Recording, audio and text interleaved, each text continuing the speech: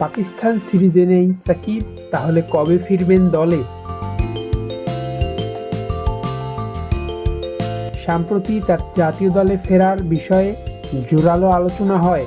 ঘরের মাঠে পাকিস্তান সিরিজে দলে ফিরবেন এমন আশায় ছিলেন সাকিব ভক্তরা। বৃহস্পতিবার ঘরের মাঠে পাকিস্তানের বিপক্ষে ওয়ানডে সিরিজকে সামনে রেখে দল ঘোষণা করেছে বাংলাদেশ ক্রিকেট বোর্ড। সেখানে নাম নেই সাকিবের। এতেই সাবেক এই টাইগার অধিনায়কের জাতীয় দলে ফেরা আরও দীর্ঘ হচ্ছে। এখন সবার মনে প্রশ্ন, তাহলে কবে জাতীয় দলে ফিরবেন সাকিব? তবে সাকিবের নামের পাশে রয়েছে বেশ কিছু মামলা। ক্রীড়ামন্ত্রী বলেন, দলে ফিরতে চাইলে সাকিবকে প্রমাণ করতে হবে তিনি নিরপরাধ। পাকিস্তান সিরিজের পর এপ্রিলে বাংলাদেশ সফরে আসবে নিউজিল্যান্ড। মে মাসে বাংলাদেশ সফর করবে অস্ট্রেলিয়া।